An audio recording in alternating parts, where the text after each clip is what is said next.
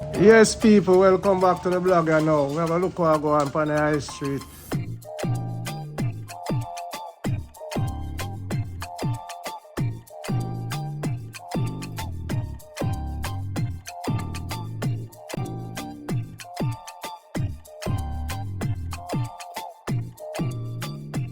Responsible. Me a kid. So nobody will come tell me about fruit juice. A guy enough tell nothing for me. If not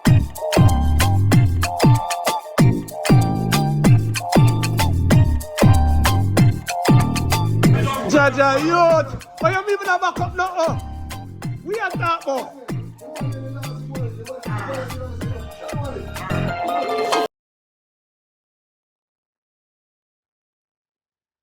And the update comes via our friend Larry Levine, who has a source close to the investigation. Larry is a former federal prisoner himself who served time at 11 institutions across 5 states and is founder and director of Wall Street Prison Consultants.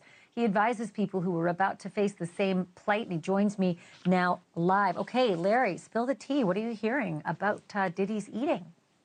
Well, I got an inside source there at MDC, and if they knew who it was, they'd really plot.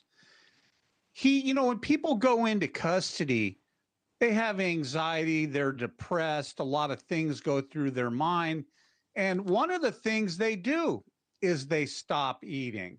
They lose a lot of weight. Look at somebody coming out of prison. They look like a POW or something, but they've been through the ringer. Now, there's a collateral issue that may be here. Look what happened to Jeff Epstein. I got people every day saying, you think they're going to Epstein him? And I go, well, I really don't know.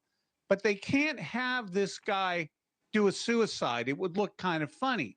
Now, imagine if somebody got to one of the correctional officers, and this could happen. They don't make a lot of money. And there's people out there that he has things on that do have a substantial amount of money. Imagine if someone paid someone off on the inside to actually poison his food, give him a heart attack, and he dies. And no one would really think anything of it. So that may be one of the reasons he's not eating. He's really, really paranoid. He's really, really scared. He doesn't know what to think. He doesn't know who to trust or what to believe. Then he had a religious visit also, and a dietitian come talk to him. Now, there's a possibility that he wants to go on a kosher diet. It's prepared a little bit differently. It's like it's a religious diet. That could be another aspect as well. But I remember when I first went into custody at MDC Los Angeles, and I didn't eat for a couple of days, but this guy's been there about a week now. So he should be in a routine. And there's just so much, Ashley, there is so much disinformation that comes out. Like he has to get up at 6 o'clock to make his bed and mop his cell. That's for a regular housing unit at MDC. He's not getting out of the shoe. He doesn't have to make his bed really. He's probably laying in bed all day long, just stewing and thinking. So the situation and the conditions for him are completely different than it would be for a regular inmate. So you're So as talk to good me, as Larry, mine, about talk to me yeah, about the potential that this could be a protest because, Ghislaine Maxwell famously said some pretty strident things about the MDC Brooklyn lockup and the food well, and how terrible it was, and that she had been it's losing a ton several of weight. Is it BOP, possible this is a protest? well, it's several BOP institutions, Federal Bureau of Prisons, institutions across the country. There's food strikes going on where people are refusing to eat because of the quality of the food and the way they're being treated. And that could have carried over to MDC. But on the other hand, he's sitting in the shoe. How did he hear about it? Unless he bought the little overpriced Sony Walkman radio. I bet they let him have that. Or maybe he talked to somebody on the phone on a limited call that told him, yeah, they're having a hunger strike and he's joining in that. Remember, the food is bland. The food is a lot of carbohydrates. It's kind of it fills you up, but you get sick eating it. I mean, there's mold in a lot of that food. The food coming to him is cold. It's not coming to him warm like it would be in a regular housing unit. because they feed the people in the shoe last. Maybe he got sick from the food. That's another possibility. I mean, they may actually be moving him. Maybe he's concerned and his Do you lawyer's concerned, know? as I said, Do you know, about Larry, if he's somebody still on killing him. suicide watch? Is he still Yeah, on oh yeah, suicide he's watch? still on Do you know? suicide watch. The shrink is coming to see him several times a day, and at MDC they hand out psych meds like they're handing out M&Ms. So I don't know if he's taking them, but they're certainly available to him. I took them in MDC one time because I was having problems sleeping. And after I took it one time, you play a lot of chess in there, you do a lot of reading. I wasn't able to engage anybody. I couldn't think. I turned into a zombie. And after taking it one time, I stopped taking it.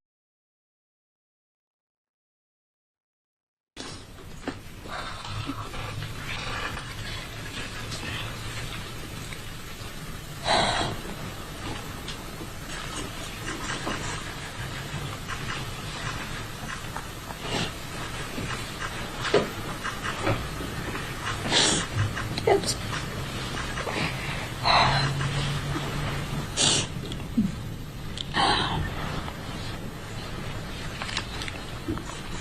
The internal pain after being sexually assaulted has been incredibly deep and hard to put into words. It goes beyond just physical harm caused by and during the assault.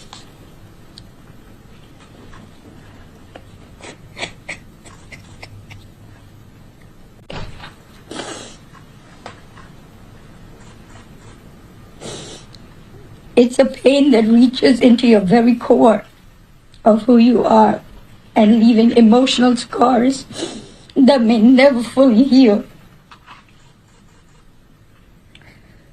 Some of the hardest parts of this pain are the shame and the guilt I have experienced that plays a negative part in my day-to-day ability to function properly.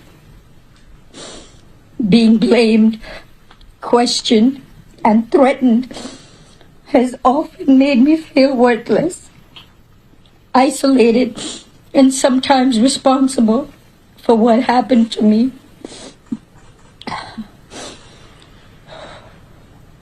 My family issues made the pain even worse.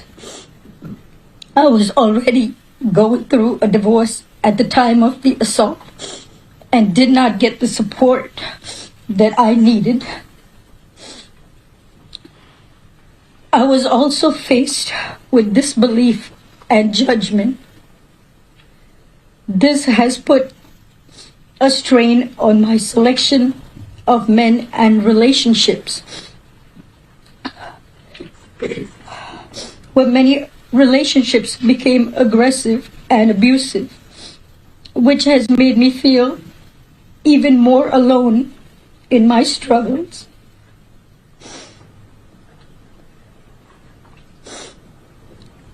I go through spells of being distant and withdrawn that it's sometimes so hard to leave my house.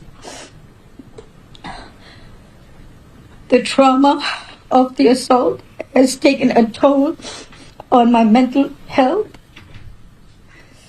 I've had PTSD, depression, and anxiety. I'm emotionally scarred. It has been hard for me to trust others, to form healthy relationships, or even feel safe in my own skin. Flashbacks, nightmares, and intrusive thoughts make me feel like it's a constant struggle.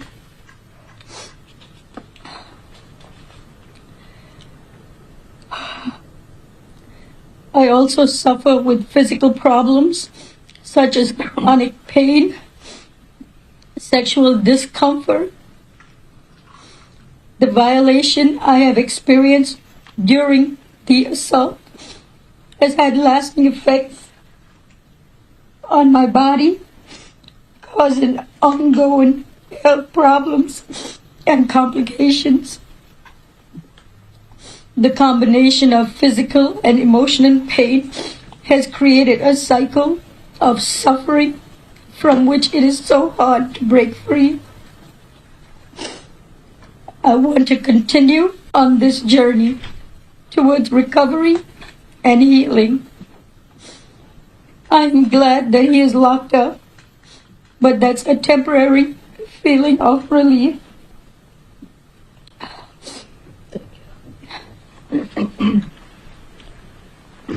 Thalia is not going to be taking any questions, but I'll be happy to take some questions.